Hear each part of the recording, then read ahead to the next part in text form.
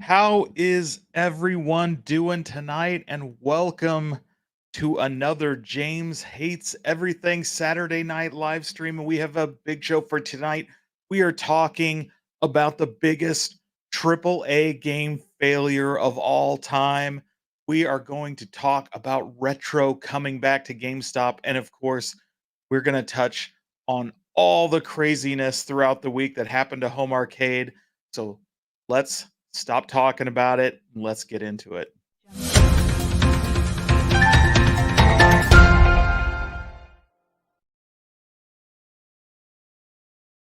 All right, first up, I want to give a big shout out to everybody who is joining us tonight.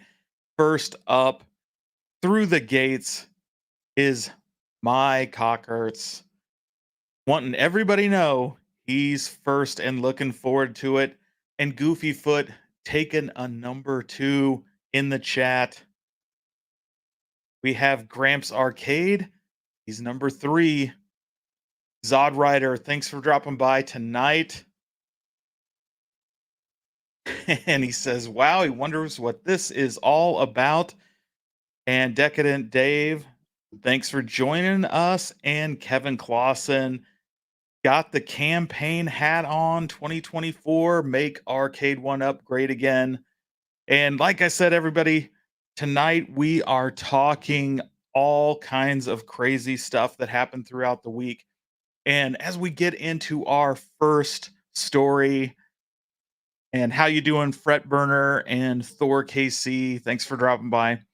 I want to take you back to 1982 when the Atari was selling like crazy. It was in everybody's home, and a Smash movie was all the rage. And Atari wanted to get a special game out for Christmas in order to make all the little boys and all the little girls happy. Of course, I'm talking about Atari's ET. I don't know if we can get that in focus there, but you know what I'm talking about. The precursor to the first big collapse, the crash, the I forget what they call it in Japan, the Atari disaster that was the crash of 1983 that saw video games in the United States just plummet amid too many consoles in the market, competition from the rising PC gaming industry, and everybody flooded away from console video games. You could find Ataris brand new games for $1, $2. You had cereal companies making Atari games. You had all kinds of crazy people all over making Atari games, unlicensed, licensed, you name it. There was a glut of content and everything just wasn't selling. So, what does that mean with our first story? Well, we find ourselves once again in a time period where there is a ton of competition, games flooding out on the market that are just being shoved out there by everybody. You've got games almost every day being released, whether they're indie games, whether they're larger studio publishings, you name it. And they have landed like a wet fart in most cases. Some one recent game, I can't recall the name off the top of my head, released and the studio shut down the same day. They went out of business. Now, it wasn't a hugely popular game, but it made big news at the time. So, of course, what we're talking about now is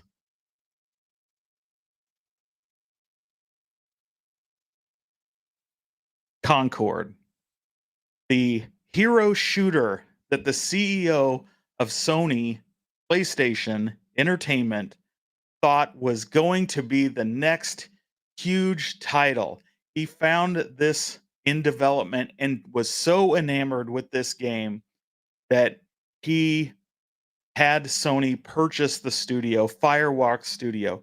The report is this game has been in development for 8 years, cost somewhere between 100 and 200 million dollars.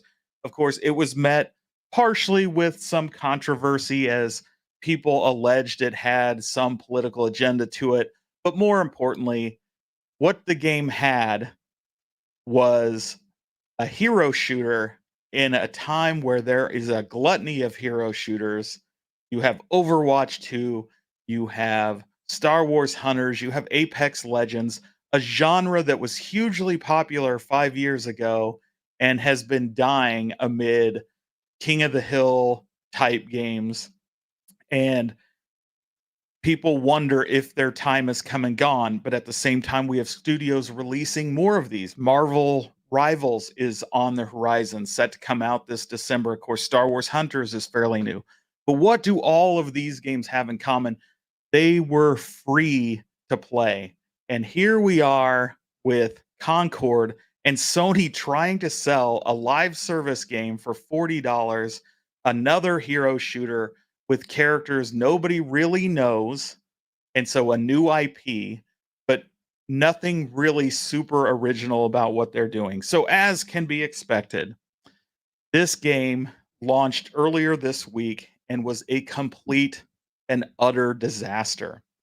Its launch went so bad that at times there were as little as 600 people online waiting to play this game. People would have to wait 8, 9, 10 minutes to join another round of this game. The launch was so bad that Sony shut the whole game down. I think that the servers officially went offline yesterday. They refunded everybody who purchased the game digitally, and those who purchased it physically can work with their retailers to get a full refund. Just a massive flop. The interesting thing, the game was so unpopular that upon announcing its cancellation, physical copies of the game actually spiked through the roof in value. I think currently, last I saw, they were going upwards of $120 for a physical copy of a game that you cannot play. There is no way to play this. And it is just amazing how screwy the launch of this game was. And so I don't know if you guys have seen, but many people have been talking about this game in the fact that it was such a colossal failure.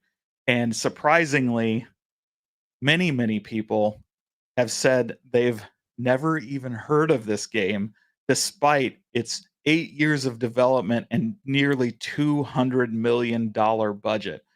So if you can imagine, that is just massive. And again, this is a first party Sony title since they bought Fireworks Studios. This was their big play for the year.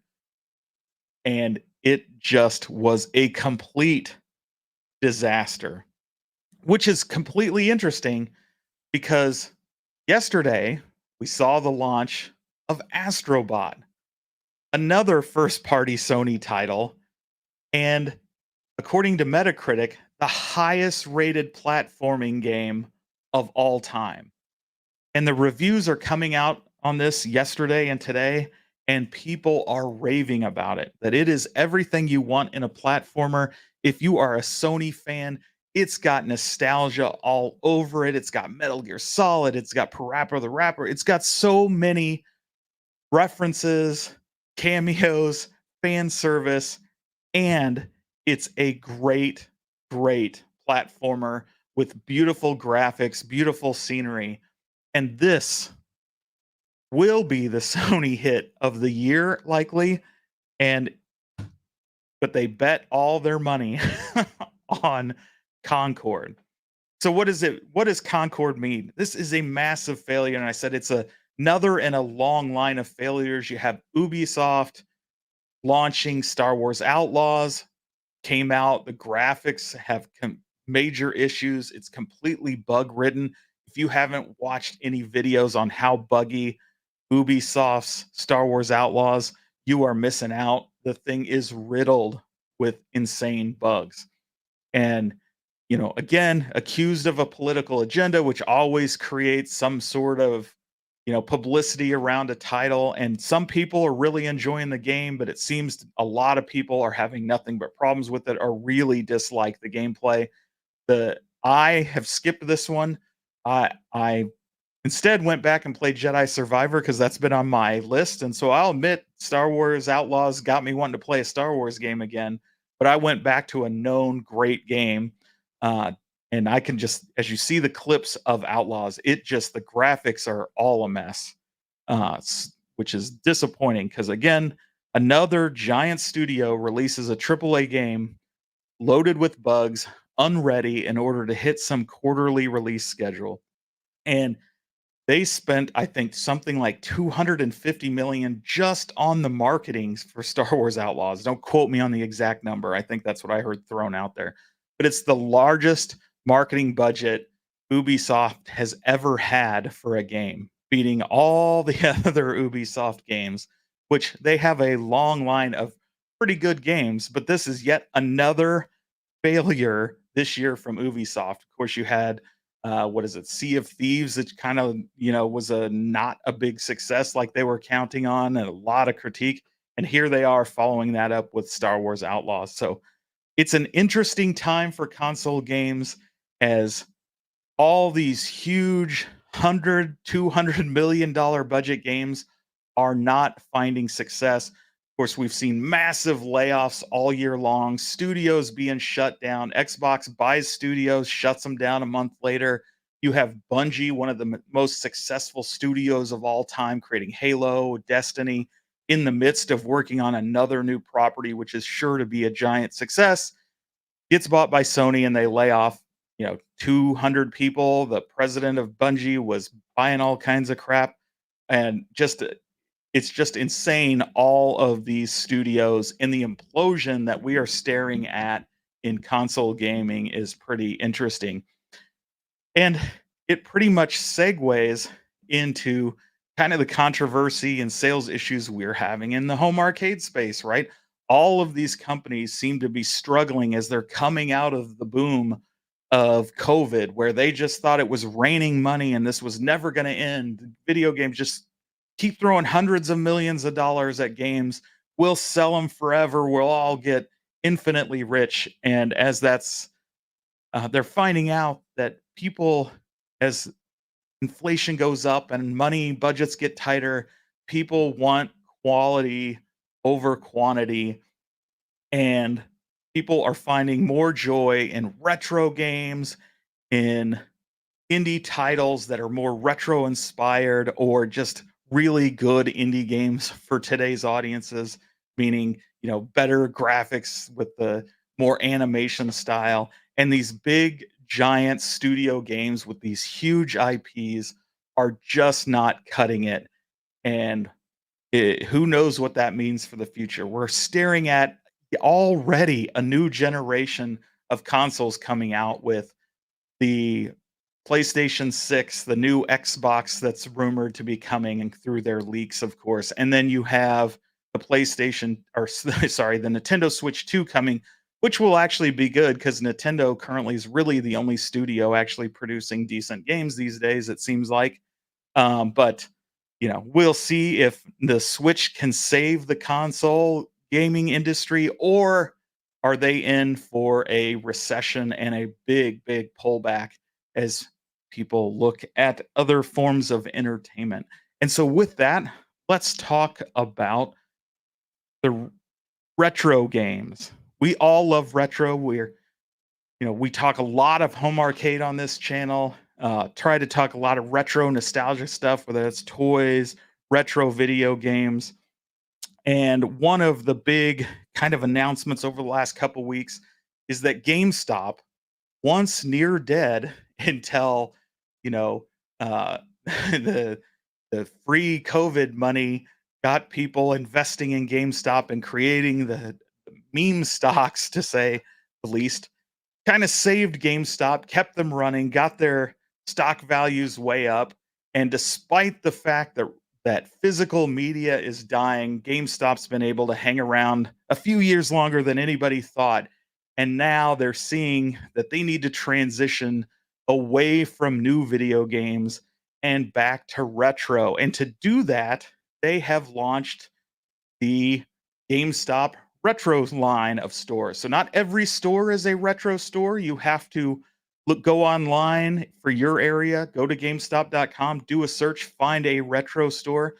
I don't know how many GameStops are in the Kansas City area, but I guarantee it's close to 40, uh, if not more. I mean, we have like 2 or 3 within like 5-minute drive from my house, and there are only 3 of these retro stores in the entire Kansas City metro.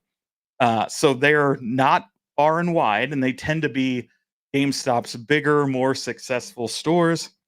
And so I went ahead and had an opportunity to drop by one of those this week, and I was going wanted to point out here is, hey, here's a little arcade section with some arcade one-ups and some my arcade. Here is their shelves full of retro game goodness. You can see the 3DSs, Wii's, uh, Xbox 360s, PlayStation 3s, Wii U's. They have some bangers. There's NCAA football 14, which of course has seen some price decline over the last few years, or last year, I should say, since the launch of NCAA 2025. But as I mentioned, all those retro gaming goodness is back. And so one of the tips I want to give people is, you'll notice these seem to be all CD based games or uh, DS, 3DS type games. A lot of these stores also have all the cartridge based games, but you do have to ask. Most have not figured out a way to display those games yet because they don't have display cases. This particular store, I talked to the manager here. They are working on creating boxes, so they're going to take those kinds of Game Boy cases, 3DS cases, DS cases, put wrappers around them with the cartridge box art on it, so they can put those out on the shelf, and they'll keep the actual physical cartridges behind the counter. But I did pick up a few retro games when I was at this store. First up, I picked up Hyrule Warriors for the 3DS, and let me turn this video off. So we got Hyrule Warriors for the 3DS, which is one I was well, it works there. And you can see the price I paid there, the pro price, which was like $23, which is just under about what it's worth. It had the of course manual and everything. I also picked up a little Asylum Blackgate Arkham Origins, so that's a cool series for the 3DS. I'm trying to collect those and build out a set in that to go along with my Wii U set. Also picked up Kid Icarus on the get out of my face all the way. There you go. On the Game Boy. And Pokemon Gold, and of course that is legit. I made sure to check. So they have good games. You just gotta ask. Mike Hockhurt says, I asked my GameStop if they had retro. The clerk said a ton of retro. He then brought me over to the shelf with the Wii U games. I found out that 2 of the larger stores in my area are retro locations. So definitely recommend people, if you are into retro collecting, they're back in GameStop. And right now, their prices are either going to be on par with price charting or even a little under. So the Pokemon I picked up is running. I paid just about $20 less than what it is currently going for online, so pretty decent deal. Um, they're also paying somewhat decent. I mean, I'm not the kind of guy that sells his video games to these kinds of stores, but they seem to be paying about 33% of price charting, which obviously is not great, but considering it's a store that's pretty on par for what most stores will give in trade credit, unless you have really some banger titles, you might get up to 40 or 50%. And cash is just under that. So for some example, you could trade in a Black Ops 3 for PlayStation 3, a game that sells for roughly $5. They'll give you 150 in trade on it, 150, $1.50 in trade or $1 cash. And I mentioned that one specifically because that's basically a shovelware game. It's a good game, but there's a bazillion copies out there.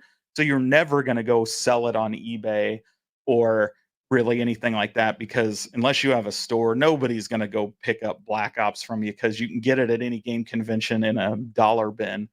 And so for somebody like GameStop to give you a buck 50 for it, you can get rid of a lot of garbage titles to them and trade up for some good retro. So why do I bring it up? Not just to talk about the fact that GameStop has retro again, even though that is great, because those of you who are in the Kansas City area, I'm looking at you, Thor, Casey, uh, Goofy Foot knows the area a little bit. Retro gaming here basically sucks. It's like a retro gaming desert. So we have KC Retro that occurs once a year. We also have a couple stores over in Independence, which is basically like Egypt from where I am. It's just super inconvenient to go over there. They're actually not really video game stores. Both of them are resale places where they buy old electronics or other kind of pawn shop type stuff without being a pawn shop. They just happen to have huge retro sections in those stores. They resell cell phones, you name it, but they have lots of retro. So they're looked at as the two retro stores in Kansas City.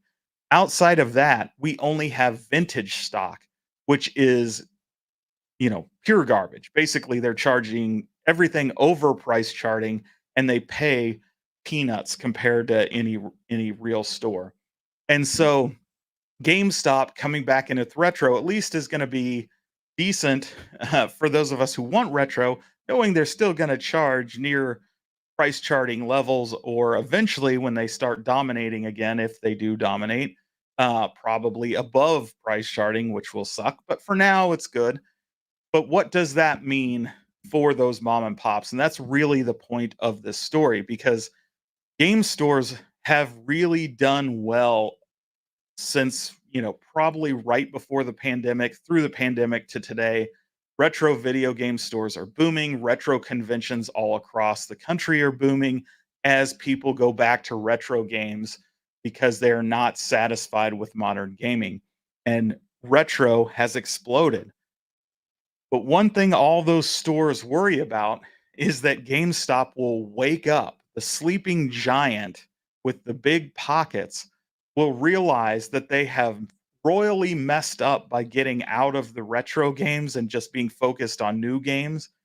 And when they do, they will dominate because everybody knows the name GameStop.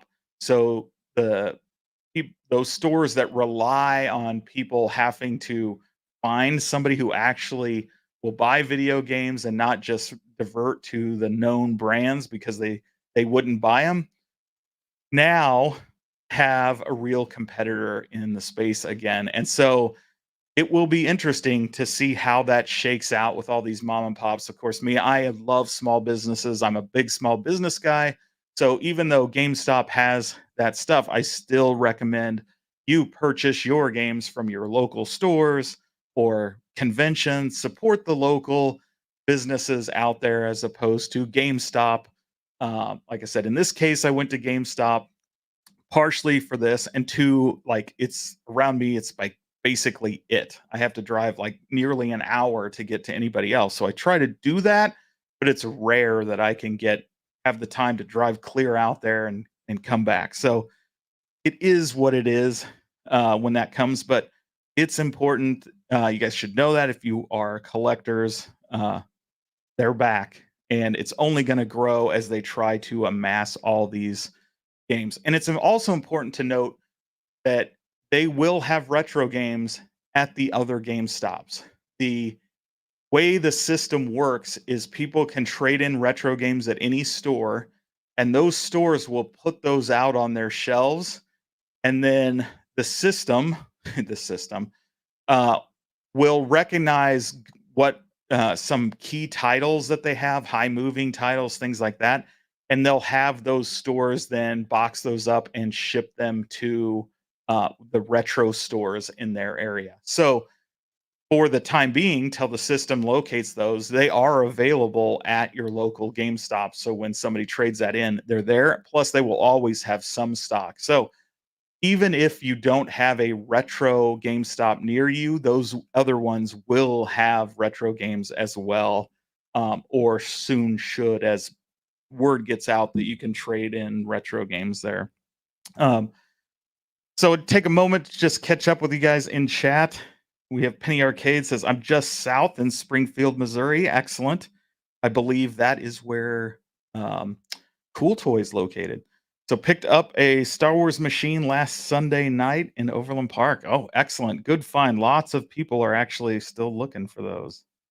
Um, whether that's the real one or the arcade one. Up one. And Alfred, thanks for dropping by. Decadent Dave says, I see those retro stores to be short-term trend.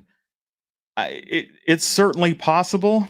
I think having attended many retro conventions over the last several years, I will say the age is going down, not up at these things. So the younger generations are really getting into the retro games. So I will point out that is a growing hobby. They're starting to recognize, and have been for a while, the quality that came from retro games. How you when you got a game, it was basically built like there was no patching, there was no anything. They were built around fun, just telling good stories. They didn't have agendas to them on any side. While they may have some sort of moral message, the story what came first, right? And so people have been gravitating to those classics, and one of the great things that Nintendo's doing is recognizing that and buying into that, right? They've been remastering all those classic games to give us newer versions. I just wish they would do something cool like what Atari's doing and give us like a modern NES where you could play all those old NES cartridges, and publishers could release new NES games like some mini publishers are, but have big studios produce new NES games. Man, how cool would it be to get a new Metal Gear on the NES? How cool would it be to get a Super Mario Brothers 4 or a Legend of Zelda 3 on the NES? I mean, there is so much opportunity there. I just really, really wish Nintendo would take advantage of it. Of course, we'd all want them to take advantage of uh, doing home arcades too, because we would love to have, you know, home arcade Donkey Kong and Popeye, Donkey Kong Jr., all that fun Punch Out. Thor KC says, I picked up a few cool things from vintage stock, but yeah, their prices are only decent when they're running a BOGO sale. 100%. I go to vintage stock on the holiday weekends where it's buy two, get one free. So it's basically only you're paying 33%, so you can kind of get a deal.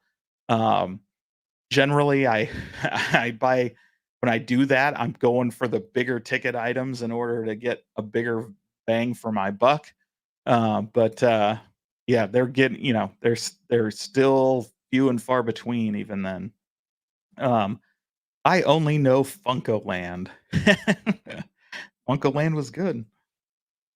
I know nothing, so everything is a surprise to me. There you go. Jason says GameStop will screw it up. I'll have no charm like the mom and pop retro stores. They ain't no blockbuster. GameStop is going to kill it. Yeah, I mean, you're not wrong, right? These GameStops are all super understaffed. I think you'll ever, even in peak times, only find one employee ever there. You really got to get lucky to have somebody that's working there that truly loves retro games or knows retro games. I can tell you that is very rare. So, a lot of the stuff they're going to sell, especially if it's like high dollar cartridge games, probably fake. And so make sure you know how to check and identify those games when you're spending money at a place like that. Your mom and pop store are going to be experts, right? That's where the real experts are working. The people who love this industry, love these games, and you're much more likely to be sure you can trust what they're selling you is the genuine thing. Decadent Day says our local buyback game stores have mostly gone out of business, and that's the truth. I mean, that's why I said it in Kansas City. I always tell people Kansas City is a retro gaming desert. We have the two stores that I know of. You might be find a handful at pawn shops, vintage stocks, but we don't have any huge dealers. We've got some great vintage toy stores. Um, some of those vintage toy stores carry a little bit of retro games, but most don't. But when it comes to video games, there's no real great all video game mom and pop shops around. A few people have tried, but they just don't ever stick around. And mostly because of where they locate, to be quite frankly. Funkoland used to price gouge uh, two things never change with these. Yeah, I mean, in Funkoland now gobbled up by GameStop. That's what Software, etc., Babbage's. That's what they all do. It's what they all did. It's corporate, and they'll continue to do that. Seems like a good idea to designate specific stores. Yeah, I mean, this is what they've got to do in order to build up stock, and it's the smart thing, right? If you have already successful stores, that's the best place to start building up that stock. As those stores get more stock, they'll be able to disseminate it if they need to, right? Obviously, I imagine that GameStop's biggest concern as a corporate is there's not enough retro games floating around to put them in every store. So if they want to do it seriously, they need to consolidate the stocks strategically in order to actually have decent sections. But who knows? Check out thrift stores. I go to thrift stores all the time, Deccan and Dave, and there are so many people doing the whole flip thing, doing eBay sales, Mercari, whatever. It is very hard to get anything in thrift stores around here. In fact, there's one section of town that is a ton of thrift stores, and they get hit multiple times, every hour by flippers. And as a result, all of those stores charge above price charting, above retail for every retro game they get in there. It's absolutely insane.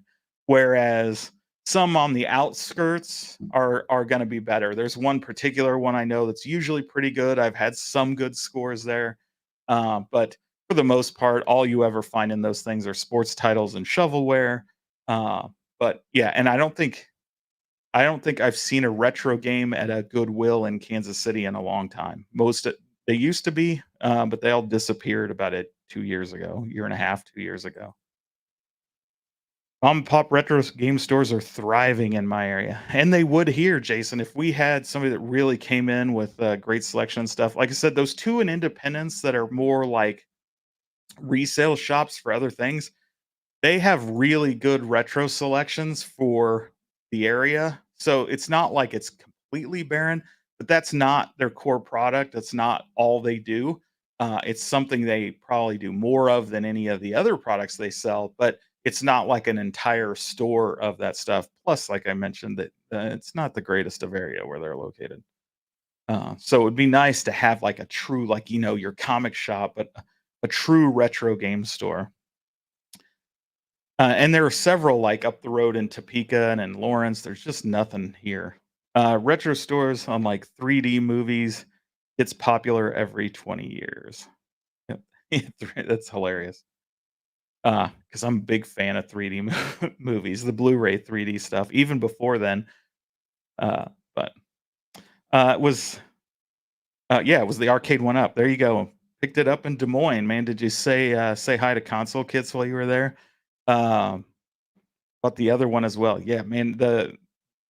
Know a few people that have been emailing me trying to find one for sale. So people, the classic, right? They're all hoping Arcade One Up will release another one of those, and doesn't sound like it from what we hear through the rumor mill. Didn't someone say A1 Up was releasing another edition of Star Wars soon, like a deluxe? Well, we'd sure love to see that, but I wouldn't hold my breath. The rumor is from the rumor source. I think Michael B is the one who talked about it. They tried to sell the XL to Costco, and Danny loves to quote it. They said the graphics were terrible. Why would they want to sell that game? And we know they struggled to even convince Shop Hippo to take the re-release. So and I believe they were the only one that carried it back then on the re-release. So it's probably I would surmise it's probably not likely to come back anytime soon, but you never know. Uh, If they re-release another one, he will buy it. And the corner Kate, of course, come by and says, Funko Land is greater than GameStop. So, Danny, is Circuit City better than Best Buy or Best Buy better than Circuit City? Chris says, "Yeah, I kinda need another as my dogs deeply hate my current one and chew it." Oh, man. XL wanted, but I'd take a 3/4 again. There you go. Yep, Lawrence, Kansas has some great shops. Retro, they've got 1313 Mockingbird Lane for toys and especially horror memorabilia. They got a lot of cool stuff uh, up in Lawrence. Nintendo could do well to update Punch-Out and Pro Wrestling. Absolutely. And I hear, of course, it's been a rumor for a while that they are working on a new Mike Tyson's Punch-Out from stuff that Mike Tyson himself has mentioned. So who knows if and when that will ever come out, but that would be badass. Funkoland newspapers were the shiznit. I wish the merch was more retro. Yeah. I assume you're talking about GameStop. GameStop is a lot of pops and stuff like that, but it's funny because I watch PD7's videos. I know you guys all know PD7 and his walk and talks, and he's always going into his GameStops, and they have so many toys, and I'm so jealous because our GameStops have, like, no toys. I don't know if they sell out instantly. You walk in, about only thing you're ever gonna find is Funko Pops and Pokemon card packs and stuff like that. Having said that, the retro store I went to had tons of toys, and so at least I found one, thanks to this retro thing, that actually has a decent supply of toys, and picked up a few toys that I was looking for. He says, like, it's like, "Where is John D?" So that's a great segue. We got lots of chats. I'm way behind. Uh, P-Dub says, "Whoa," not sure what he's woeing about. Maybe Best Buy greater than Circuit City. Who knows? So let's jump in and talk about the things everybody's been talking about. Of course, I did not pull up the Media One Up hype reel. I trust everybody's seen it by now, but if you haven't, go out and look that up. Of course, that was Monday when John D dropped the Media One Up hype reel to get everybody fired up for his new company. He's working with Bobby Vu, he's working with Adam, he's got all these great talents coming together to do something. And of course, yesterday, as was the talk of the town, we had the leaks. So I can find the leaks. Of course, everybody's seen this.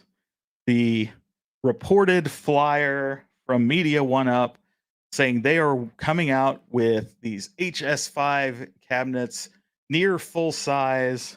As one astute viewer pointed out and noted earlier today in one of my chats, I don't know if you guys can see this. Love how that joystick is 2 words. It makes you really wonder, uh, who wrote this, right? But and that's kind of what I wanted to talk about today. And of course, if you guys missed it, I was a guest on Steps Gaming yesterday. We talked about this, so feel free to check that out. But what I wanted to talk about today is who leaked this. And we know, I think it's safe to say that I think Rexer was the first to put it out, and he did a video on it. If you guys haven't seen it, you go to his channel and watch that. As I mentioned on Step Show yesterday, I felt when I first heard about it was from John D posting about it in one of the Arcade One Up Facebook pages, saying he put the picture out with the comment, "This is completely fake. You if you see this out there, I didn't do it." Um, then he posted it in the AMA chat, or somebody asked about it in the AMA chat, and he said it was fake there. So you have this kind of back and forth. John says it's fake. Rexer has it. A lot of us surmise this sounds like something he might do. As far as what his he might actually release, of course, there's lots of problems with this flyer. Not only does it look super amateurish, you have me as the graphic designer in me is like going bananas because the perspective is all off on this photo, and I it's just driving me nuts. If you look at where the marquees are, they're like at the same height, but then the bottom of the cab, the one that's furthest away from us, is the biggest. So if these were actually side by side, one of these cabs would be giant and the other one would be like knee high. Just looks really weird. So I don't know what is going on with the perspective there. Obviously, they're clearly just cut and paste from the Arcade One Up cab a little bit. But the interesting thing I thought about it was that somebody went the extra effort. If you look at the control panels, you got the right color buttons on each of the machines. They're not like completely identical. So somebody went to the effort to get really detailed around that, but nothing else. Of course, joystick is two words.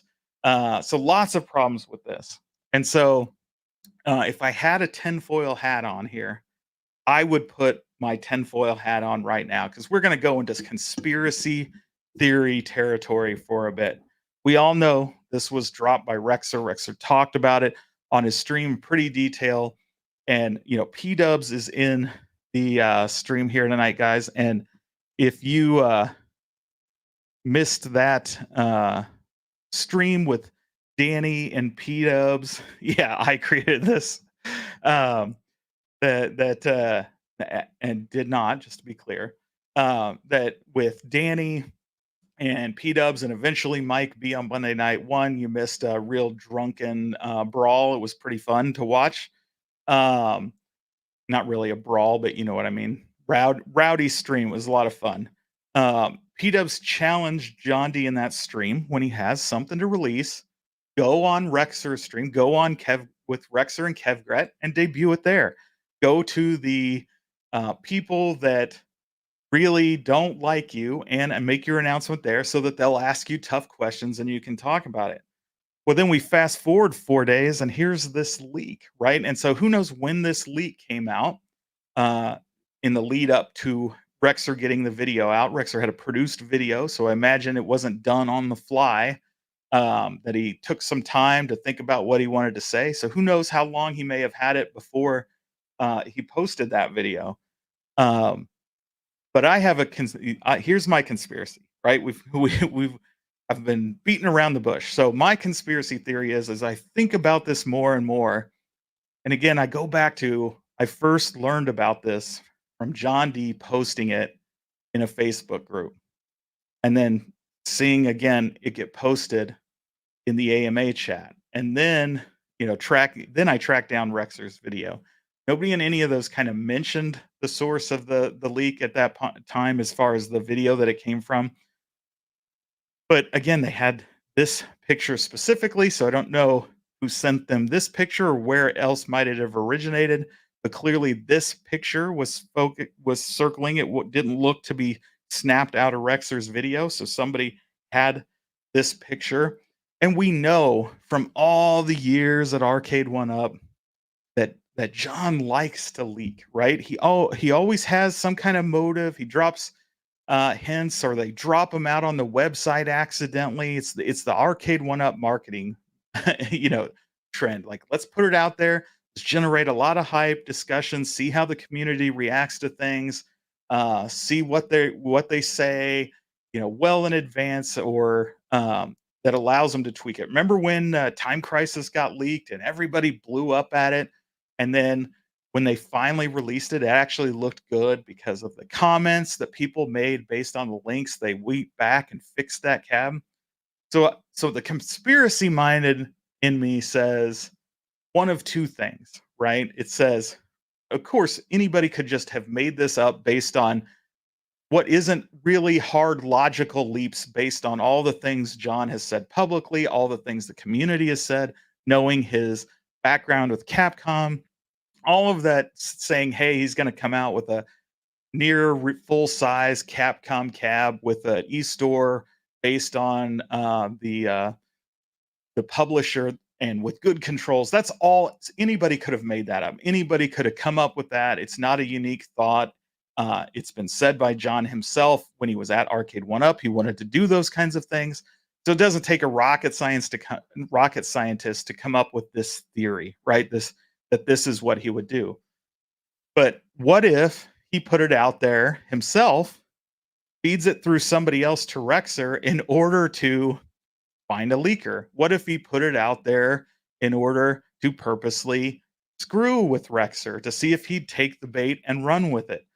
What if he legitimately put it out there and sent it to him, knowing that people would think it couldn't be believed? So I'm not saying I know he did it because I don't. I don't have any idea. Obviously, he denies it all publicly.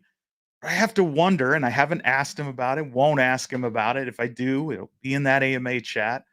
Um, did he actually do this? And of course, if he did, he won't answer. Obviously, he won't. Even if he did, it's a no-win situation for him, I guess.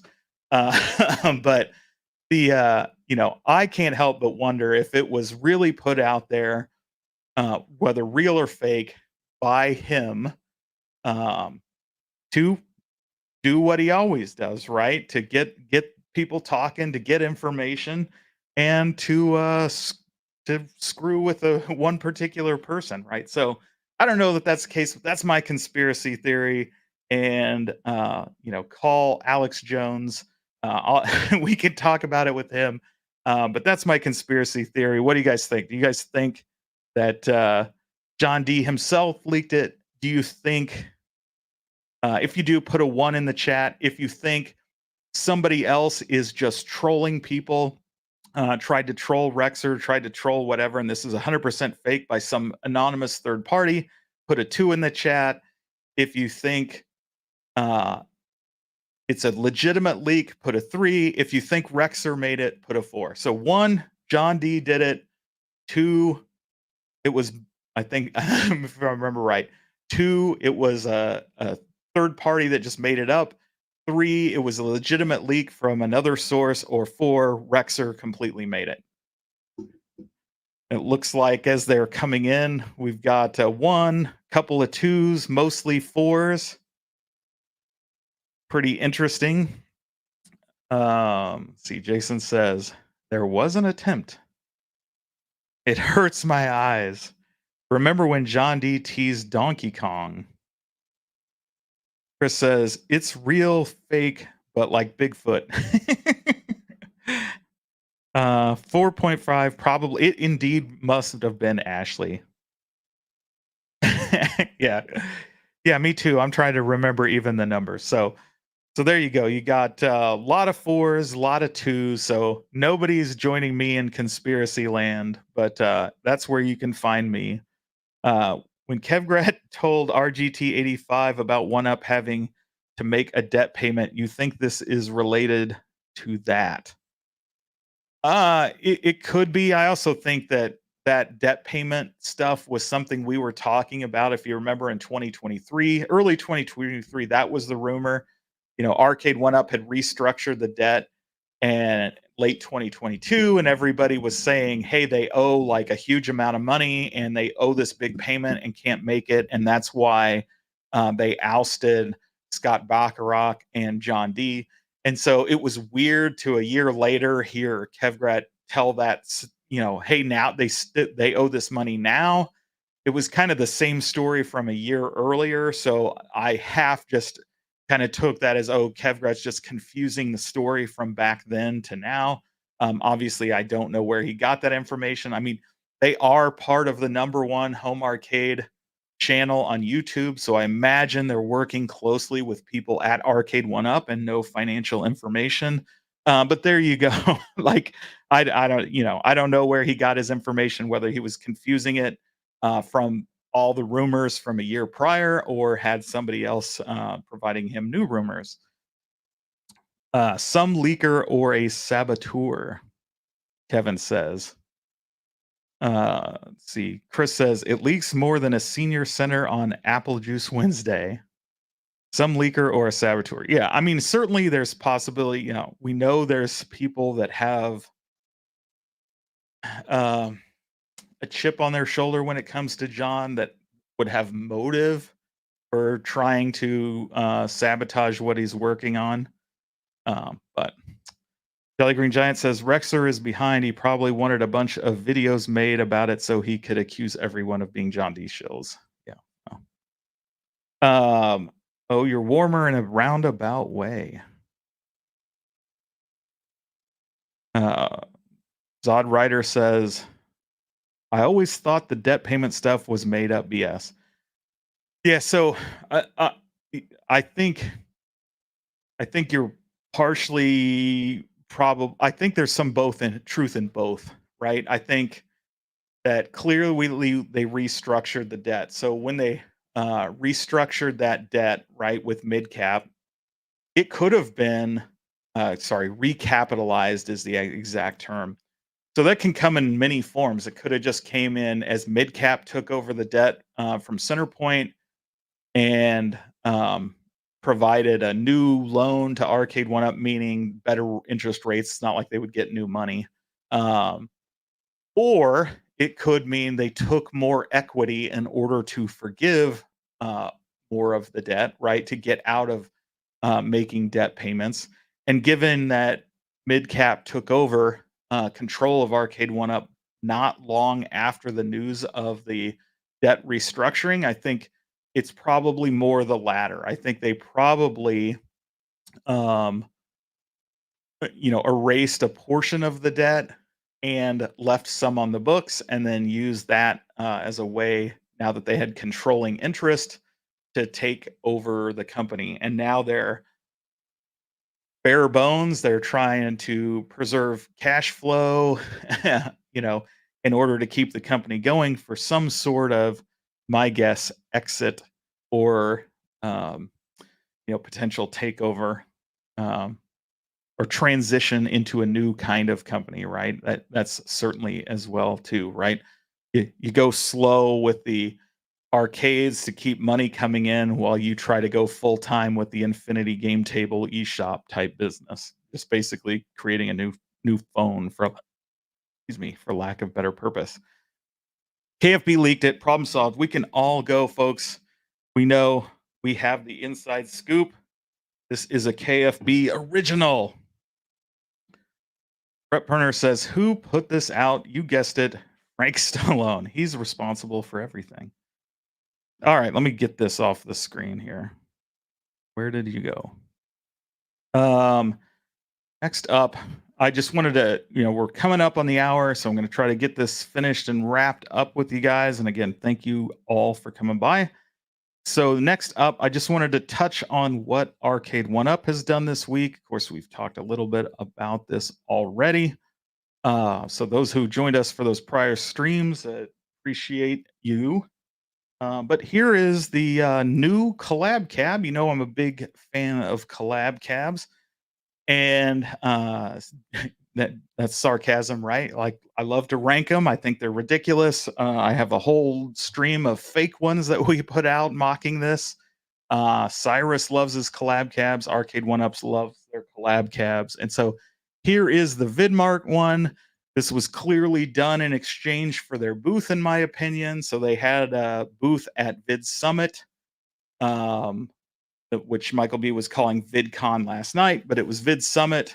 They were there. That's where they announced their quote unquote affiliate program, their new influencer program launched there. Uh, Stealth launched to just that group of people. And so that's the kind of the news from earlier this week. That's what we heard from Arcade One Up. This beautiful VidCon or VidMart collab cab with whatever this is on the screen, this special game. We had the influencer program drop, and then, and we kind of touched on this in Super Game Room Dude chat yesterday, and Michael B kind of brushed it off.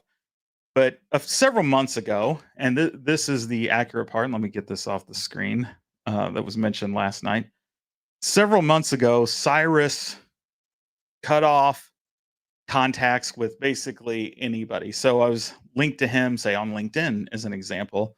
And had traded messages with him trying to get an interview with their CEO, interim CEO at the time, um, which they sounded like they were open to once they started getting public again.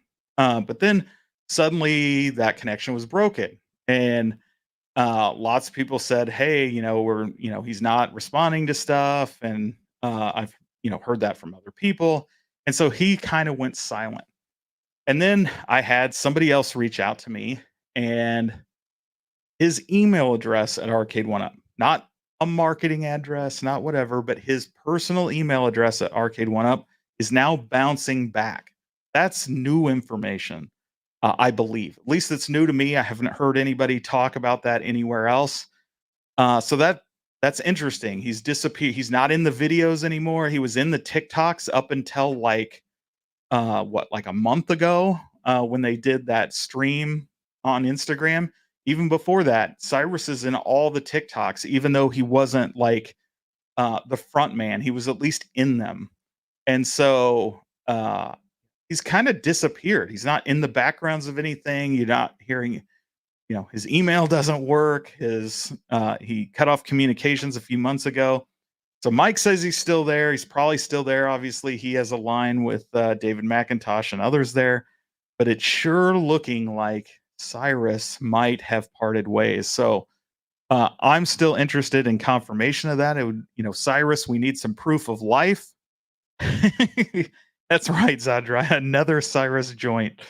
Um, so I'm going to keep demanding as part of Agenda One Up and making Arcade One Up great again. We need proof of life for Cyrus. Does he still exist? It's very reminiscent of last year when, last summer when several key employees from Arcade One Up went super quiet, and we learned, of course, and got confirmation later that they were no longer with the company. And Sandman says Cyrus is so cringeworthy. Sorry. Hey, you're not wrong. But, you know, whether you love him or hate him, he's he's a key role in Arcade One Up. He the stuff he gets excited about is fun. He tried to help provide information, and I know he, didn't like the people poking at him, maybe that's not for him. I think a lot of it's in jest. Certainly the stuff I say, giving him crap about collab cabs is all in good jest and in good fun, because what we really want is good games and the things we want, not collab cabs. But I get they do the collab cabs because they're special promotions that companies want. But it's something to rib them about, right? We don't want more hard iced tea, golden teas. We want Robotron, we want Afterburner, we want good classic games that we want, and not more vid marts. Um, so that's the big news there. I'm curious. I want Cyrus proof of life just to know whether he's still at the company or not. So, hey, Mike B said he is, so maybe he is, but generally they don't turn off your personal email at a company if you're still with them. But so that's one interesting thing. And again, I don't have his personal email, so it's not like I emailed it and found it. Somebody who does asked me about it and knew if I had any other way to contact him, and I do not, because the ways I had don't exist anymore. Oh yeah, Kevin, I apologize. I saw it and skipped right over it. Kevin Clausen, again, thank you very much for the super chat. He says, One Up's doing nothing. Let's talk Iconic Arcade. Yeah, and I think Iconic Arcade is doing less than nothing. So they're big in Europe, and I don't plan to be there anytime soon. But again, Kevin, I apologize for missing your super chat and appreciate the follow up, because I saw it and meant to get to it when I was jibber jabbering about the VidMart thing, and I totally spaced it off after that. Goofy Foot says, We'll know what happened when One Up headquarters burns down. Less than nothing, exactly. Okay, next, I don't really have any more visual aids, but let's talk about, again, kind of touched on this before, But the two big updates of the week on the ThinkUp lawsuits. Again, a lot of you probably have seen this, but in the original case, turns out it was dismissed with prejudice. So when we talk about the New Jersey lawsuit, the official docket says it was dismissed without prejudice, but the actual judge's order says with. So the docket is wrong on the state's website. It was summarily tossed out. You know, it doesn't get worse than with prejudice. So it's gone and it can never come back in New Jersey ever again. But it is still on in New York. And of course, they amended that lawsuit to fix Scott Bacharach's name. Of course, I pointed out after they filed it how they put some other person's name when they were trying to say Scott Bacharach would be forever mentioned in the rest of this document as Mr. Bacharach, only it didn't say Mr. Bacharach. It said something completely different. I can't remember it off the top of my head. So, less than 2 or 3 days after that stream, they amended their complaint to fix the name spelling in that one line. The rest of the complaint is entirely the same. The judge in the case was also replaced, so a new judge has been assigned. That's pretty normal. So they gave it to a temporary one to filter it through. It's going to go to another one. At some point, we should hear the response from both Tastemakers and Disruptive's attorneys, basically just saying they received the notice and are reporting. These kinds of things will probably not hear anything for a very long time after that. So I just want to prepare you guys. Don't expect a whole bunch of updates from this point because what they'll do now is likely there may be some motions. I would surmise we'll get a motion to dismiss pretty early, but it won't really go anywhere. I would be surprised what argument they could make that would get it tossed out of New York at this point, um, especially given the revised claims that ThinkUp made. So at some point, I expect the judge to request that the parties have mediation. And if it is settled in mediation, we'll just hear that it's settled and it'll go away, which often happens. But it depends. What we kind of want is them not to want to mediate. And I say this selfishly, obviously, because if it goes to discovery, that's when we could get some interesting information. That's where I think ThinkUp's not no pun intended. That's where I think ThinkUp has a case in that they're alleged that they should be owed up to $20 million in royalties, and because they've never received an audited or accurate account of sales, they made 10 million or they were paid 10 million, but they think they could be owed upwards of 10 million more. And so, unless Arcade One Up just wants to pay them $10 million to go away, I don't think that's going to happen. And so it may go to discovery. And it just depends on what kind of money that Jerry Cummings is looking for in terms of a settlement. And if it goes to discovery and Arcade One Up really wants to fight this, that's when we could get some sales data as part of discovery. Of course, we may get access to insider emails, things like that. Those are all typically going to be released as part of discovery. I would imagine they'll ask for any email document, anything like that at all related to sales or promotions or anything related to ThinkUp. There's a lot of information that could be subject to discovery in this case. So we'll see how much Arcade One Up wants to keep that secret, and should be interesting. But again, it's highly unlikely it'll ever get that far. If it does, it'll take years. So I think we'd be looking at least a year before reaching any kind of discovery phase. But so that's the update there. So that's really all I got. Office Space is a dark movie. Office Space is one of the greatest movies of all time.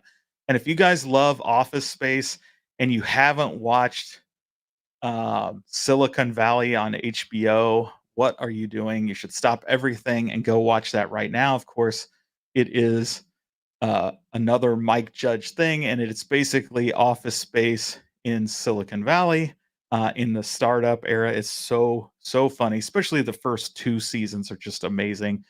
Kind of goes off the rails as it went on, like all shows seem to do, but those first two are amazing. Some of the most classic scenes ever are in that, and of course, touches on all my favorite things, of course, entrepreneurship and, startups, and it gets into a lot of business jargon, but really, really, really funny, when they start doing SWOT analysis and oh, man, there's just so many great scenes in that show that if you haven't watched it, you need to watch it. Because if you like Office Space, man, Silicon Valley is like Office Space cranked to 11. It's amazing. The Fixer.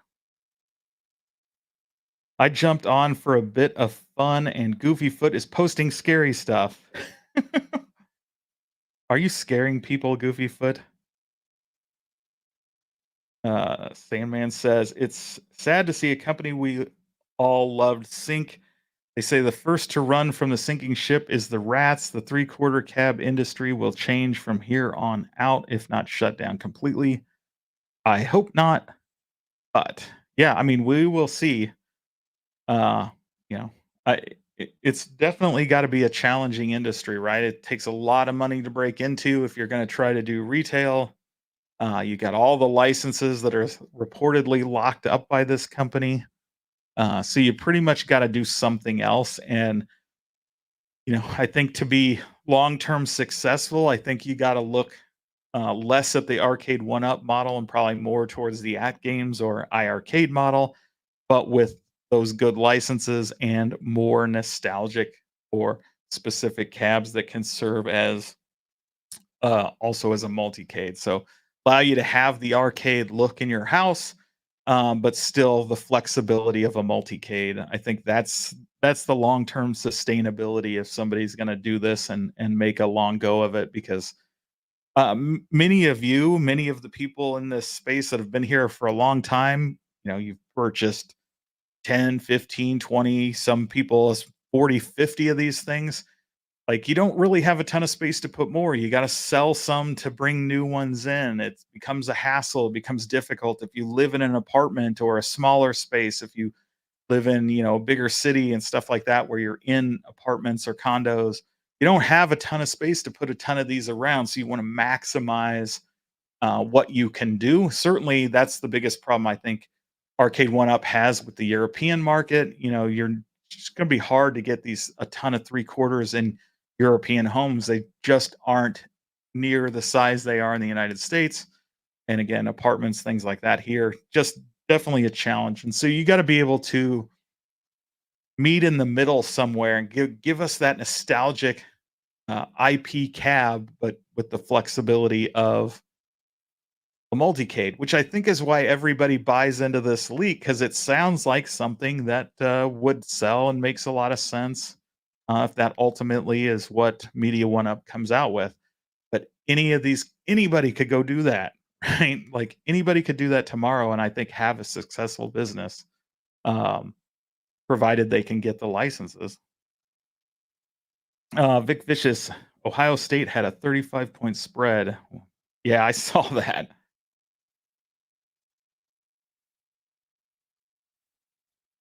Uh, Cyrus, date me emails. Okay. Cyrus can guess the flavor of a popsicle by sitting there. Okay. Uh, Kevin Clausen with another $2 super chat says, James, I intercepted a mail ballot truck. There you go. Were they stuffing stuffing boxes there, Kevin? Appreciate. Thank you very much for the super chat. We'll wrap things up here real quick. I'll just get caught up on chat. Says, watch Extract. It's the factory version. Yep, that was a good one too with the um, Jason Bateman and the girl from that '70s show, I think. But the nice thing about Silicon Valley is it's a whole series. I think it went like 4 seasons. It's 4, maybe even a fifth, but I think 4 seasons. Step says, "What if John D is third-party licensed company now, and he's doing third-party stuff for A1UP now that Cyrus could be gone?" Well, he certainly could be, right? He's a consulting company, so he can that's what his company is branded at as Media One Up Consultants. He can go out and, help other companies like New Wave Toys, like Arcade One Up, like, um, Quarter Arcades. He can help them at games, help them license these other get the licenses they're looking for. Obviously, he's the guy that architected the licenses for Arcade One Up. He found the loopholes to block other people and to secure licenses that they never even intended on publishing in order to keep competitors out of the space. He could absolutely know where the loopholes are and to getting licenses for these other companies. So he's in a great position as somebody who has all these contacts um, to do more than just sell a cabinet, right? And come up with just a product. He can do all this stuff. And that's what I say. I think if he does come out with a product, it's likely a here's what I can do for you kind of a demo, really, right? May not be release 20 cabs. Maybe he does one thing and does it really, really well as an example and uses that to leverage and lots of other kinds of businesses. Only an idiot would fill an apartment with these things. I'm glad I have a house. Yes. Same here, Goofy Foot. Uh, Silicon Valley was scary accurate to IT in the bubble. Absolutely. John D is Sigma Rizzler, no cap. James, do you think the Broncos are gonna beat Seattle tomorrow? I certainly hope so, but I'm a believe it when I see it guy, right? Bo Nix looked pretty good in preseason, but it was preseason, which means he was mostly going against second and third stringers, even when he started the games. Like people don't play their starters anymore.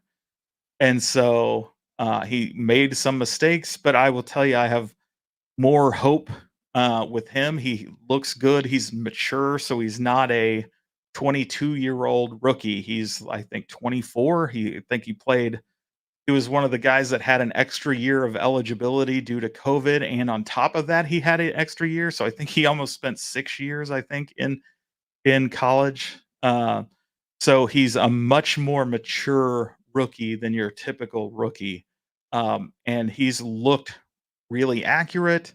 He's got an arm, and so I have hope because those are the things we've been missing.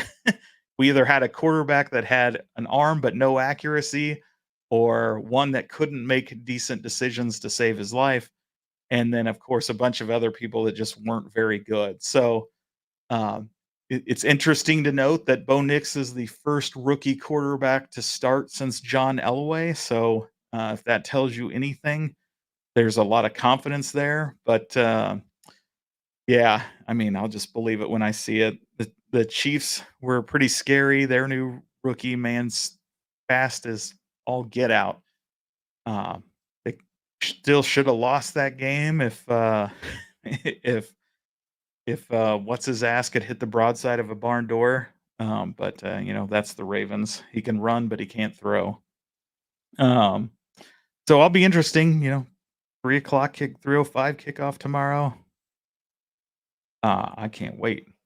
Man, I miss Jim Harbaugh. The Michigan Wolverine got their ass kicked tonight. Yeah, that didn't take long, but in that essentially why he left, they knew the team wasn't gonna be all that great this year, plus all the controversies he had there. But yeah, um, honestly, he's who I wanted the Broncos to land as their coach, when they got, Sean Payton. I really wanted Harbaugh, but he stuck around another year in Michigan, and of course, they won the title as a result. The Broncos will not beat us. If they do, I'll super chat you. It'll be $1, but it's the thought that counts. Well, there you go. I take it you're a Seattle fan, Chris, and so then I'm calling it. Broncos are gonna win.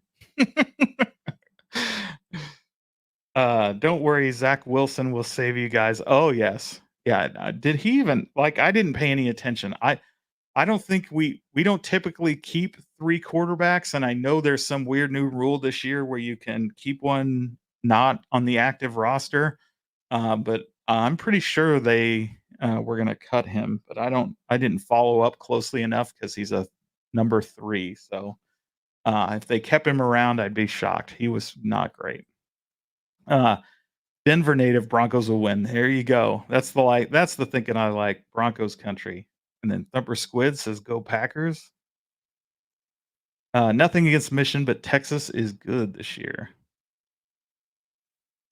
I was a Seahawks and Rams fan before I moved to KC, so I was ready for Donkey and Niners rivalry as soon as I watched Mahomes and became a Chiefs fan. Yeah, it's hard to dislike Mahomes. He is everything that I love about a quarterback, right? That baseball and football player. I think those make the best quarterbacks. Obviously, I'm a bit biased because that's what Elway was. But yeah, he's just hard not to like Mahomes, even though he plays for the crappiest, most aggravating team in the history of the NFL, in my opinion. But I do want to give a shout out to Clark Hunt, the owner of the Chiefs, because they were doing Monday on Thursday night. You know, they had their big ceremony for the Super Bowl championship. You know, they're back to back, and he was presenting the trophy, and he was nice enough to thank Broncos fans for the trophy. He said, I mean, he did it. He did it. He thanked Broncos fans. He wanted to thank the greatest fans in the country for, and said without them they couldn't have done it. And as a Broncos fan, I just tip my hat to Clark Hunt for his gracious acknowledgement of the best fans in the in the NFL.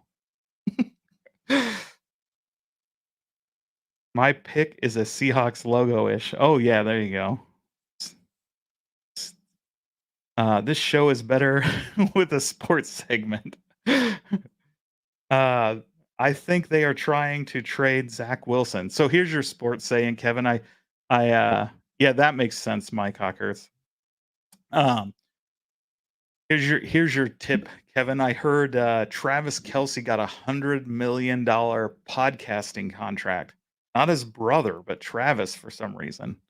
Um, Maybe that person just misspoke because obviously Travis Kelce's brother has a huge podcast, but pretty interesting. Uh, Kevin Clausen, you're right. Texas is a great team, and I'm a big Michigan fan. I'm from Lansing, Michigan, and we get our asses kicked. Apparently, James doesn't hate everything. He does. Yeah, I mean, most of my life, the Broncos have been awesome, and then the last 10 years have been painful. Ever since Super Bowl 50, man, just one crappy quarterback after another, and so much other great talent just wasted because the quarterbacks have been so bad. It's just very, very, very frustrating. Um, and I'll tell you what I do hate. Um, and I don't know what Sandman might think of this. Those new uniforms, those suck. Like, whoever came up with those new Broncos uniforms, and I don't know if you guys have seen these things. They look like Bears uniforms. God, they're so ugly. And they have little mountains on them, little triangles that you can only see up close. Looks totally ridiculous. They have numbers on the side of the pants. What is it? 5280, the mile high. Like, why do you need that on the side of your pants? When you're playing in Kansas City, when you're playing in New York, you're not a mile high. Like, why is it on your pants? It makes no damn sense. Looks like crap. I don't know what you're thinking. Bring the old uniforms back. I don't even care if you bring the 80s uniforms back, but the ones that we're wearing this year suck, in my opinion. They're ugly, ugly, ugly, ugly, and it's gonna be hard to watch all year wearing those stupid ass uniforms. So there you go. There's something I hate. Uh, yeah, the long Green Bay QB out for. I think there's is that the he's having the MRI. I heard. I don't know if they've got that back. Zod Rider, appreciate the kind words.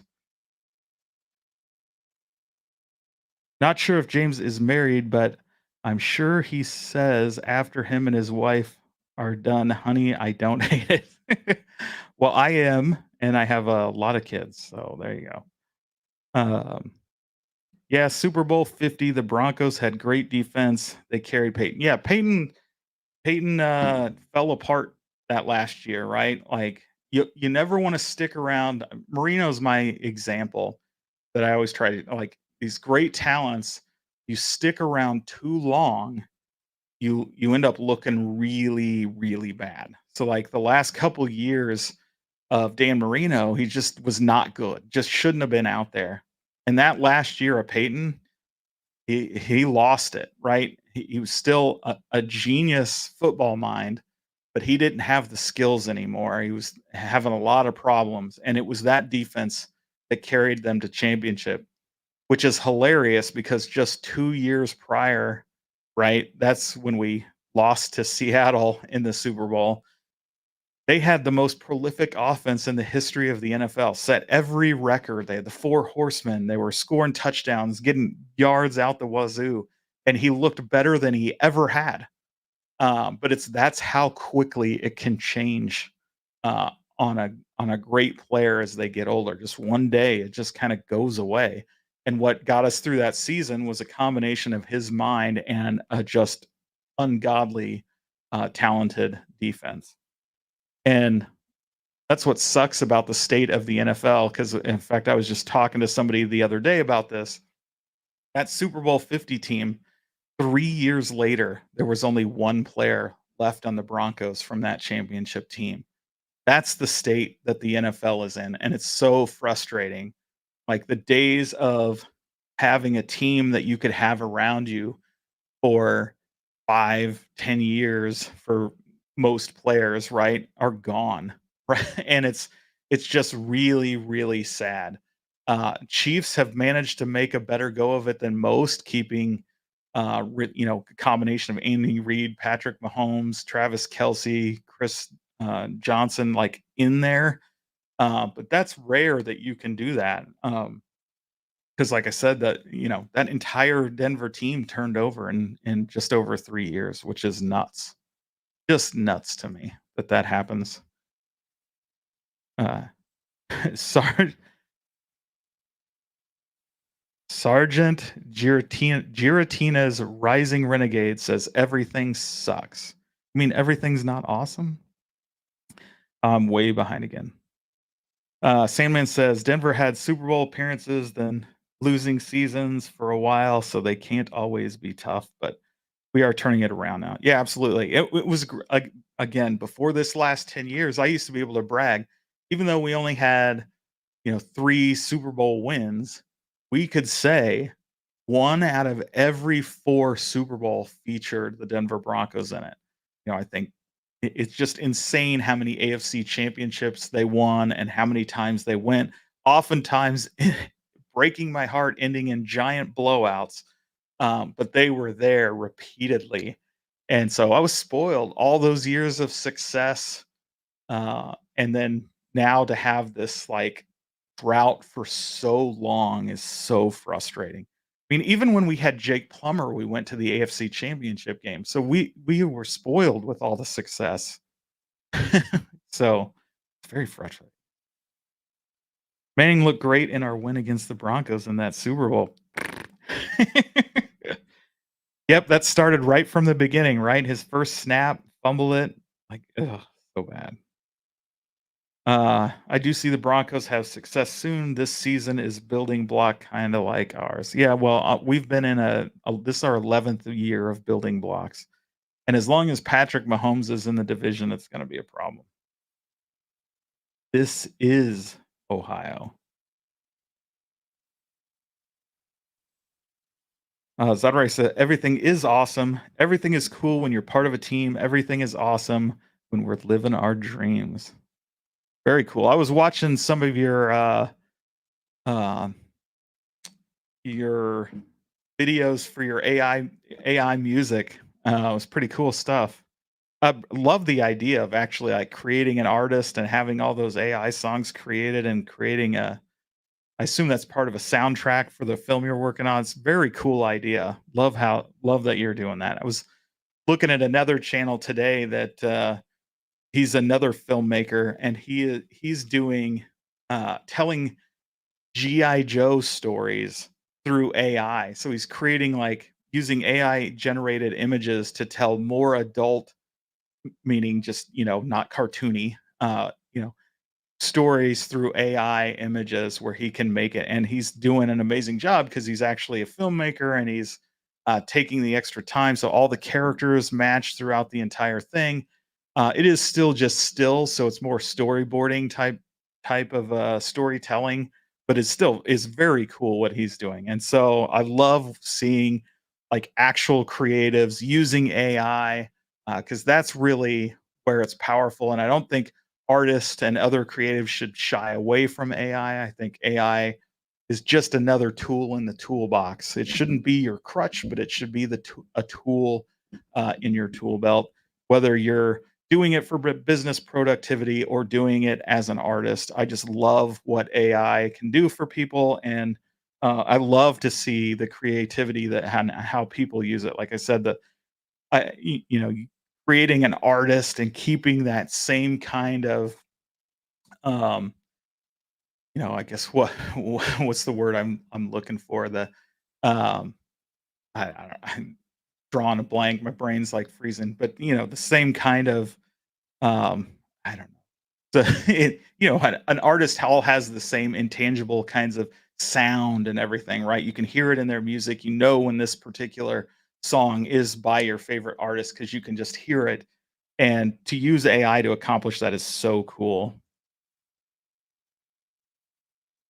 So Sergeant, I'm definitely into the retro cartoon and the retro toys. I've been doing the newer classified retro figures as well. I think they're really fun. I also, collect a lot of retro and modern retro toys, because again, we're living in the time a mecca of toys right now. Like this is the one of the greatest timelines ever, or time periods for toy collecting, because all the big toy lines of the 80s and 90s are all hitting 40th anniversaries, 30th anniversaries, 35th anniversaries, and all these companies are re-releasing them, but with modern articulation, modern styling, and it's just insanely cool because you get all these toys you loved as a kid, but like just off the chart good because of all the extra features and stuff they add to them. Now they're not inexpensive, but it's really cool to see.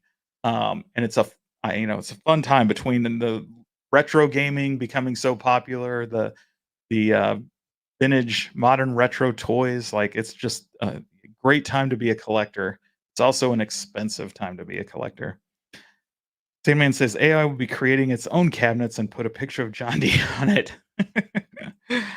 MG says James hates English. Yes, well, James's brain doesn't work after 9:30. I need to make my show early in the morning because that's when my brain works the best.